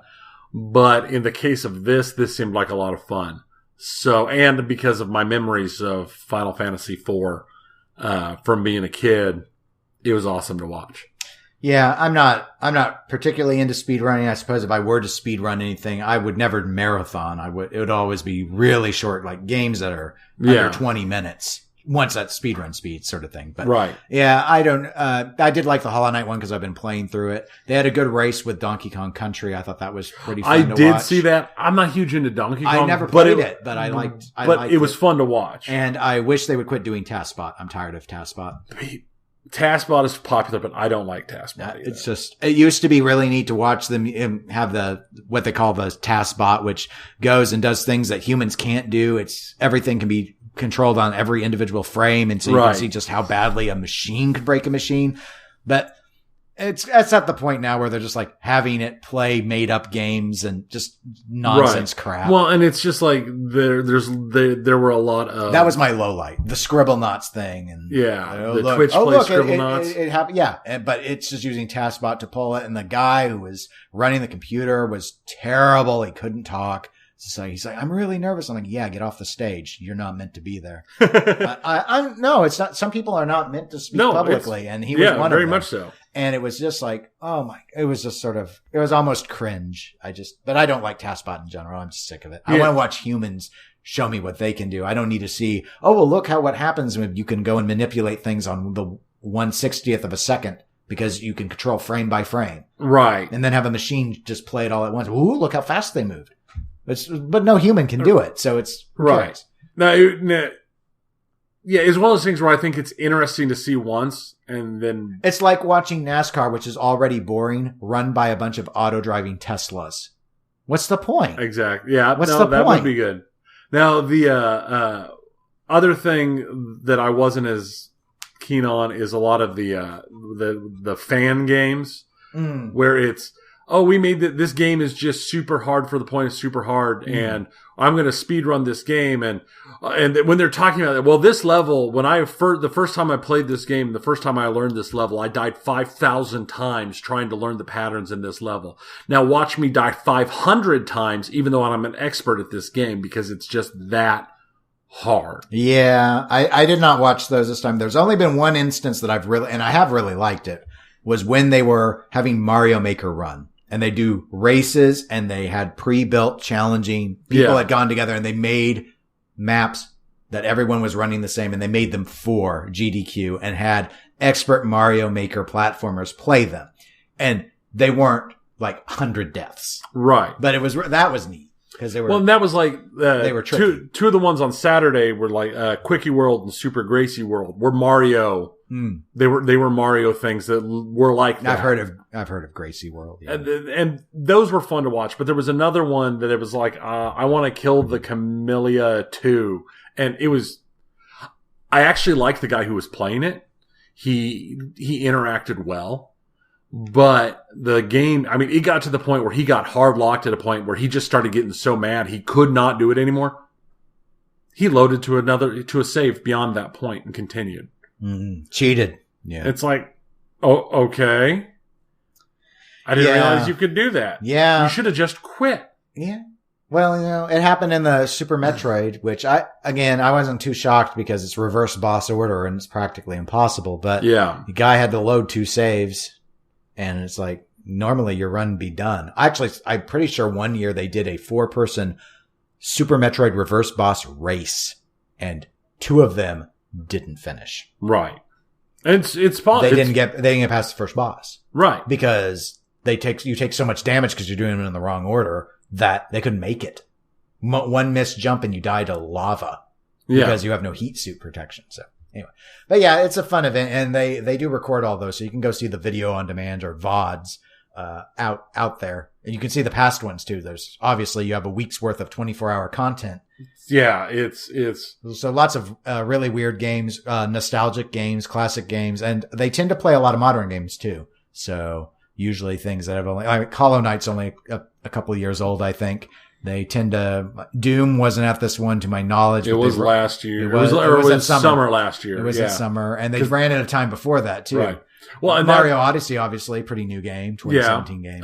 They did the DLC for Splatoon 2, the Octo expansion. Yep. Octopath Traveler was run. It was. And that's a really new game. I didn't watch it because it's on my list and I haven't. Yeah, I caught the last part of it. They only ran one story. That was the mode. Just win one person's story. So they did like Halo Reach. And Halo games aren't uncommon. Zelda games, there's always at least one Zelda game, probably several. Yeah, they usually run multiple at this point because some of them are, especially at any %, aren't that long to do. Right. So they did Majora's Mask, I saw. Yeah, I watched all of Majora's Mask. I watched all of... And then there was the one-hit one with Link to the Past. Yeah. I know they ran, not Skyward Sword, they ran the other newer one, Twilight Princess. Which I didn't watch it, but yeah, no, it's a fun system. They ran Nier. I didn't see it, but it was like Tuesday at 4 a.m. And I was, It was still going when I got up. It was over a 4-hour run. So that doesn't surprise me. All right. Well, let's see. I just actually read about this yesterday. Bungie. Yeah. Bungie did what Speaking of Halo. Yeah. Bungie did what we all wish Blizzard would do. Yeah, that's the article I actually saw was a plea, please Blizzard, leave Activision, like Bungie did. Yeah. So spoilers, Bungie's leaving Activision. Yeah, Bungie made Halo, and when they left Microsoft, they left Halo behind. Yep, they had to. And they made Destiny and Destiny 2. Well, now Bungie has decided to leave Activision, but this time when they're leaving, they're taking Destiny 2 with them. So Bungie is separating from Activision. They're being free. They no longer have worm tongue speaking in their ear. They can return to their former glory. And they're bringing their current big game with them. Do you think that this is sustainable for Bungie to be without a major publisher? Provided they can continue the roadmap and Destiny 2 maintains its popularity. it will fund them enough to keep working on it and probably fund up and put out another Destiny. Because, the thing is, Destiny's designed to be a kind of like Blizzard's Overwatch in the sense that it's a game that you're supposed to keep constantly playing. And Correct. They iterate and they put out a lot of DLC. Destiny 2 had from general standards, a pretty good launch. However, the game wasn't seen as very good, seen as a step back from Destiny 1, which had a very rocky launch as well. They had a lot of initial sales, but there weren't a lot of people who kept playing it until they had a big DLC that sort of fixed things. I don't know the current status of Destiny 2. The new DLCs for Destiny 2 have moved it back up in popularity, but it's still not. Just with a system like that where you're trying to sustain and keep basically a game that people are playing every single week, I don't know if if Bungie is in the position to support it without a publisher to fund them through those transition periods where you're sitting without cash. But they just got a deal with a Chinese firm that cut them like $320 million worth of funding late last year. I don't remember the name of the company, but it's a Chinese company. It has to do with that gave them, I think it's one of those, here's the money and we get to do the Chinese release type things. Okay. So, they might be all right. I don't know. I played the demo to Destiny 1. I did not care that the shooting mechanics felt great, but I didn't care for the world, and I just never have cared since. And I've got Destiny 2 because it was for free during BlizzCon, because it's on the because it's the PC version is available on Battle.net, which Blizzard announced that it will still receive full support on Battle.net and still get all the DLCs and this and that. Okay. That's good. We'll see. I've never tried it. Yeah. You might like it. Maybe. I've got so many games, and the ones I do like, those are the ones I play. Yeah. Again, I've been playing an old, not the greatest game in the ever naval combat game for like ever. I played it literally. I woke up yesterday morning. I fired up Awesome Games Done Quick. I checked the news and stuff like I normally do, and then I started playing Rule the Waves, and I played that until I went to bed. So, okay, I'm crazy when it comes to stuff. I do things in weird ways. All right. We're going to follow that up with a game that I have played just a very little bit, not enough to get involved in this, but I just loved the concept of this emergent gameplay, and I like emergent gameplay. Yeah, I like that type of thing. Elite Dangerous. Have you heard about Elite Dangerous? Yeah. Well, Elite Dangerous, for those of you who haven't heard of it, it's an open universe space flight game, and everybody plays in a 1-to-1 scale representation of the Milky Way, which means it's huge. And even in game, the amount of explored space and the amount of space where humans are in the game is very small. And you make a fairly large amount of your money besides your normal trading and some combat. You go out and explore other systems and worlds and this and that. And that information, you sell that back and you get money. Well, this year, because it's kind of open-ended, there's no real in-game type content, and they're doing they do some fun stuff, but most of it is driven by the players. The community has pulled together, and they're putting together what they call the Distant Worlds 2 expedition. It's a follow-up to another expedition that they did that happened last year. It was nowhere as big, and it wasn't as expansive as this one. But the plan currently is they've got more than 9,000 players signed up for this expedition. And they actually leave today, the 13th, and they're on a 200,000 light year expedition across the universe of Elite Dangerous. So they're going from human space all the way to the edge of the galaxy on the opposite side. Now, what's interesting about this is because of how everything works in the game, how FTL works in the game. It's not an FTL like in Star Trek or Star Wars where you could just, we're going to this planet, and you go, okay, so we go to Warp 5 and we go there. You actually have to take short jumps. And a whole lot of the prep for this entire thing was people had to have a special jump drive that you got through an NPC interaction and a series of missions because of how far it lets you jump to give you a decently long jump. But it's still going to be lots and lots. I mean, like thousands of tiny little jumps where you can make 2 or 3 jumps and then you have to refuel and this and that. And most of the jumps are blind, and they're jumping into systems where nobody's ever been, so they don't know what they're going into. So it's going to be this huge thing. But the actual expedition time, it's expected to take 8 months. They're going to be doing this all year long. Wow. Now, players that have been getting involved have been preparing for this for several months now. There are people who are actually, they are running it in, large amounts of people are running it in a full kind of role play situation. There are people who are running in it, and their whole purpose in it is they are journalists who are chronicling stuff, and they've got websites set up already, and they're going to be streaming and doing all that. Because the interesting thing about Elite Dangerous is it runs, it's an MMO, but it runs in instances, like most systems do now. Like, World of Warcraft used to run with servers. It runs in instances. But instead of running in an instance where they're just like, oh, there's 5,000 or 10,000 people here, they run in instances of like 20 people. So most of the coordination for this is happening behind the scenes, outside of the game. They're coordinating outside of the game using websites, Discord. There's a special Discord server set up. They're actually working with the game's creators who are doing a whole bunch of work to help the whole thing pull together and work with kind of under the hood tinkering and stuff.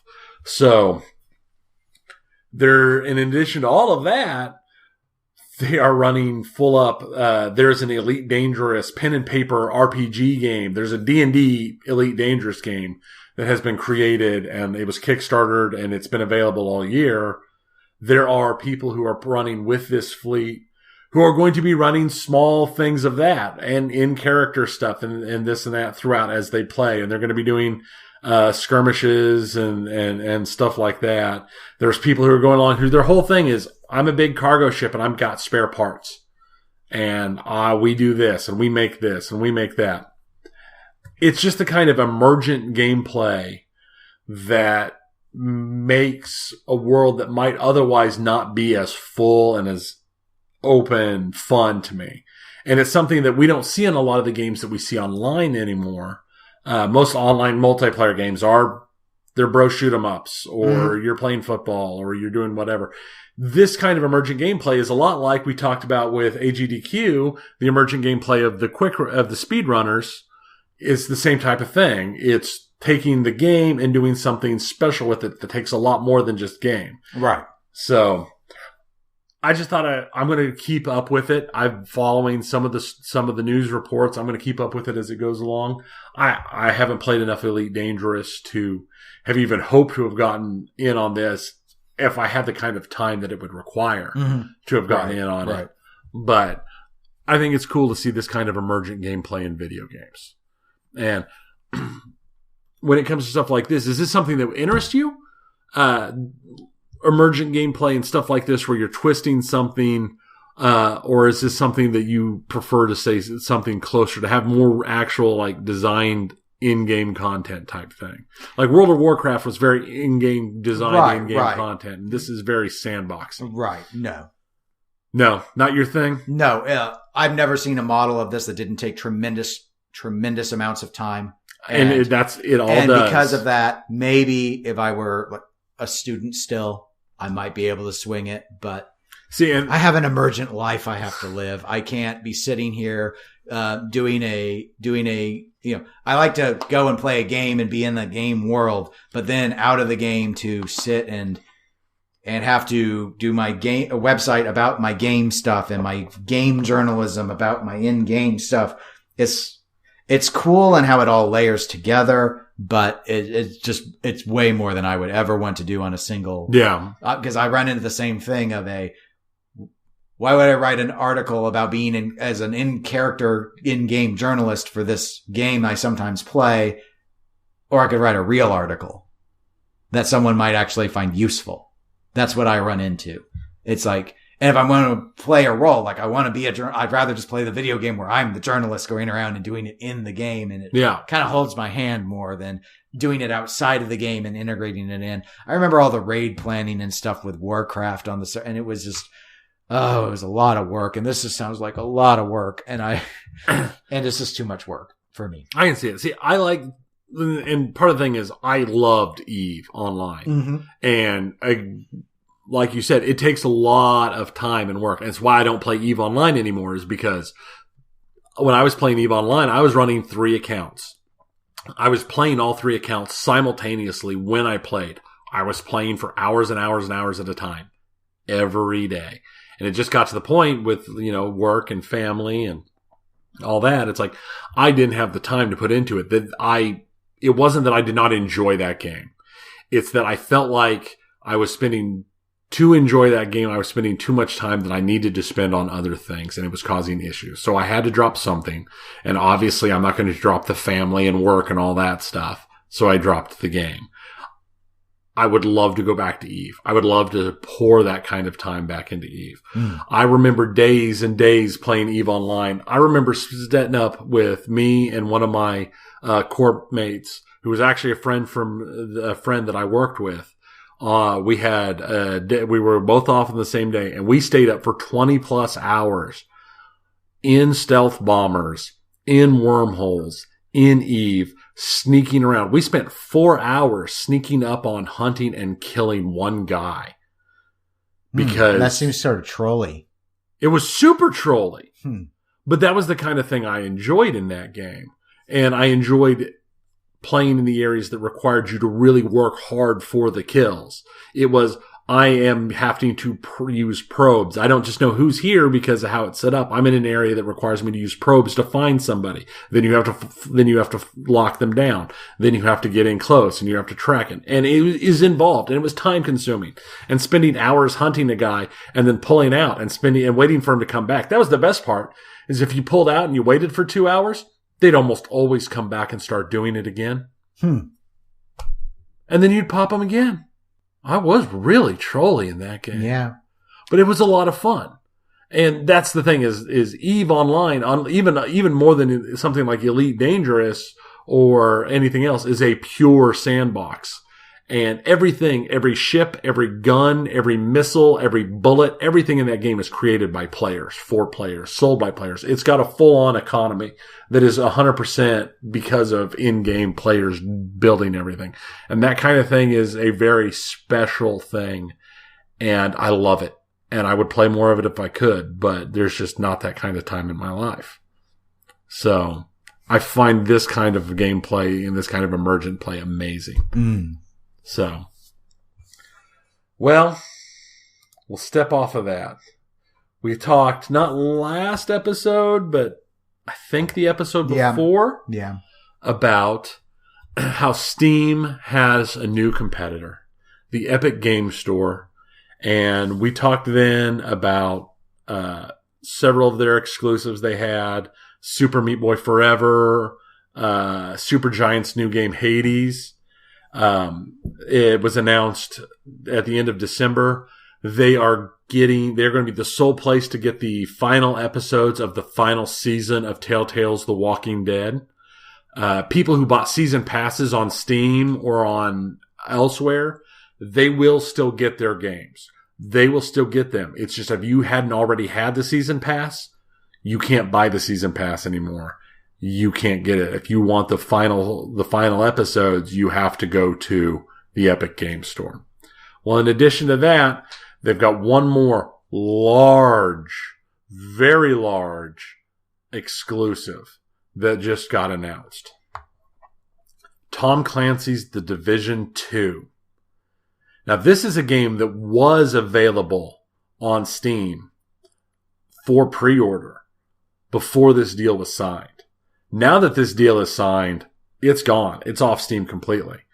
The only places to get it is from the Epic Game Store, and you can get it from Ubisoft directly. And from everything I read, people who had pre-ordered it on Steam will get it with their pre-order they've already done, but they'll get it from Ubisoft directly. So, another big hit to Steam. And I don't know, I haven't really seen any big counters going the other way from Steam yet. And it's very early. It's basically been 2 months at this point. But I would assume that before the end of the year, we're going to start seeing reactions from Steam from this. They're going to have to react.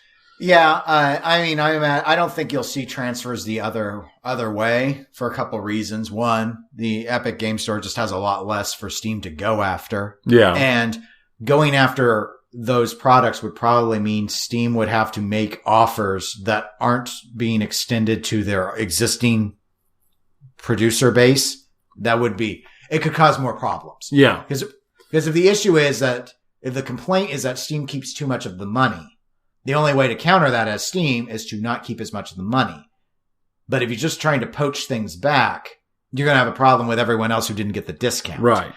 But ultimately, I don't know. Long term, if Epic continues to gain in my view, it has to be bigger. The Division was a disappointment for Ubisoft. It did not perform nearly as well as the Siege did, Rainbow Six Siege, which actually saw its audience active player base grow after the first year.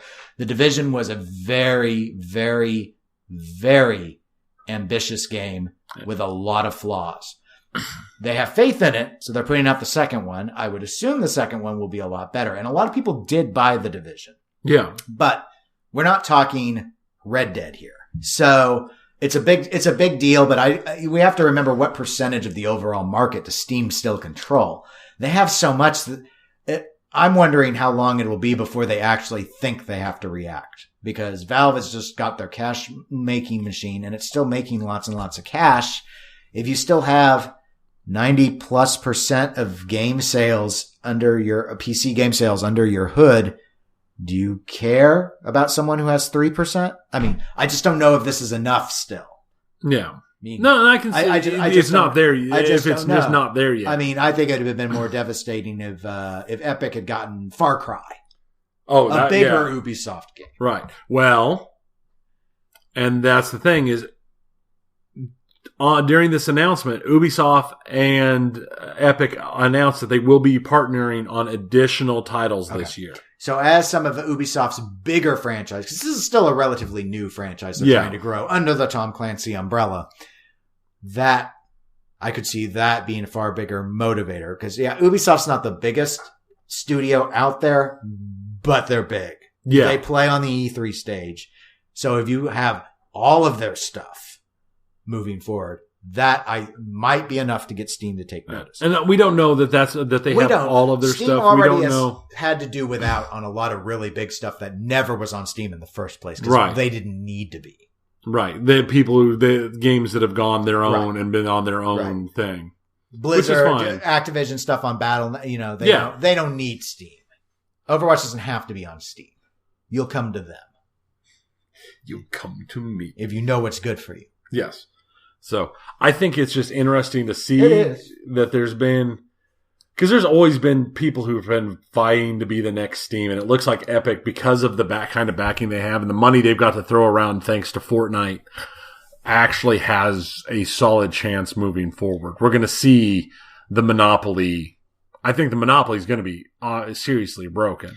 I think the biggest obstacle that Epic would face is developers being afraid that their sales will fall so dramatically if they're not on Steam, they actually end up with less money in their pocket, even though Epic takes less than Steam does. But if bigger entities are on there, it lends comfort to the idea that, we'll be okay. People are going to go there to buy the Division, so they'll see my game. And plus, if you can be on both platforms, why not be on both platforms? You could, that could be a thing. It just means you'll get slightly more money from one than the other. Sure. But you'll still get, because, Steam's built-in user base of people who use Steam is so enormous. Mm-hmm. Right. But longer term, if you think, well, if people have to have the Steam app and the Epic app on their computers, why not just be on the one that doesn't take as much of your money? Right. Might as well just stay with Epic. So, I think Epic's making all the right moves. It's going to be interesting how it plays out over the course of the next couple of years. We'll see. It just has to, you have to start seeing more and more developers pour into the system. And I think the odds are good that will happen if Steam just sits there thinking, we're Steam. Yeah. You can't escape our gravity well. Now, the other big question is, do they watch this? Do they let Epic build up and have everything playing, and as things get bigger and bigger, and then Steam just steps forward and goes, we have Half-Life 3. Well, but how does that hurt Epic is the thing.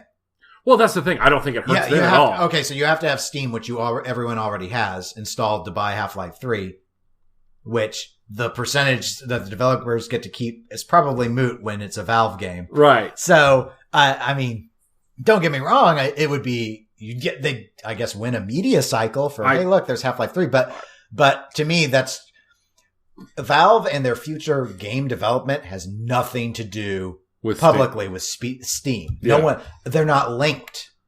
In my mind, they're not linked at all. Valve happens to own Steam. The only thing I think about in terms of Valve and Steam is that I blame Steam for why Valve doesn't make games, because they realize it's so much easier to take other people's money.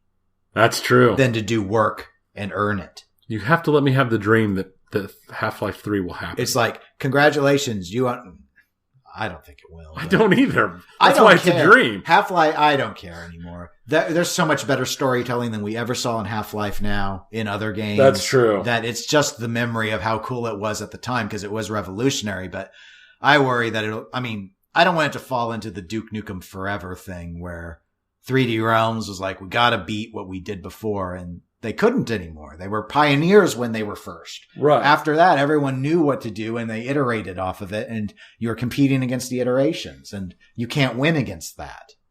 You just gotta make something different. Right. But the silent protagonist thing is so dead. Nintendo can get away with it with Zelda, but that's not what people want anymore. They want immersive narrative experiences and single player campaigns, not quiet guys who wield wrenches. That or they want the Battle Royale. But if it makes you feel any better, I've heard that Valve apparently they have put out job recruitment things for developers, people. So that suggests gaming development. So that suggests they're planning to work on something.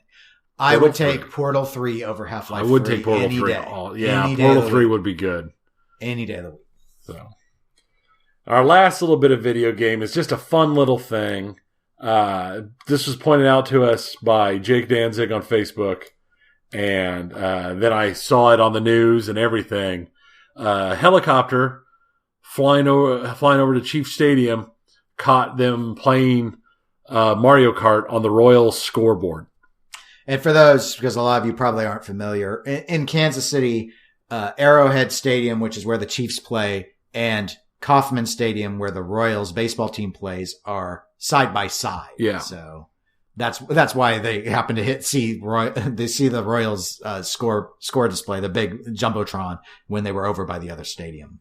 And the response came in on Twitter. Finding out about it, it was as cool as it would be that it was just some bored people. It was actually Royals Charities, which is the Royals charity company, was doing a charity event, and they were playing Mario Kart 8 on the 105-foot tall scoreboard. They mentioned in the Twitter that they're looking at auctioning off a game party on the scoreboard later this year.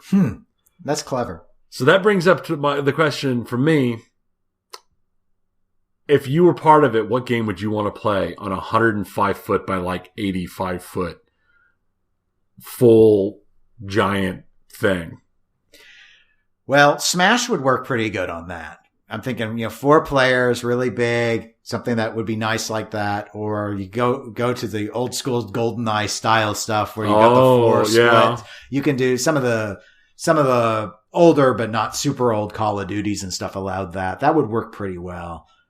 In terms of, there are a lot of things that would be really, really cool on the. See, I was thinking something along the lines of a fighting game tournament. A fighting game would be pretty cool. I was trying to stick with things that might let 4 people play, because obviously racing games work really well with that. It could be really fun to do a lot of, like vertical platforming style stuff would look. There's basically everything looks Pinball Arcade. Pinball Arcade, yeah. Bang, bang. Then everyone would see it, and then Pinside, your favorite website, would light up with, "That's not a real pinball." Boo-hoo. Killjoys. Anyway, the graphics would be wrong. They'd have to go with Zen. Yeah. But that's everything. That's it. Wow, this was a meaty show. It was a pretty meaty show. Well, we'll be back in a couple weeks. But until then, you can always contact us at eclecticgamerspodcast@gmail.com or reach out to us, facebook.com/eclecticgamerspodcast. We're on Twitter and Instagram, and we're streaming 3 to 5 days a week on Twitch now, and all of them were eclectic_gamers. That's right. And so in 2 weeks, I'm Dennis. I'm Tony. See you later. Peace.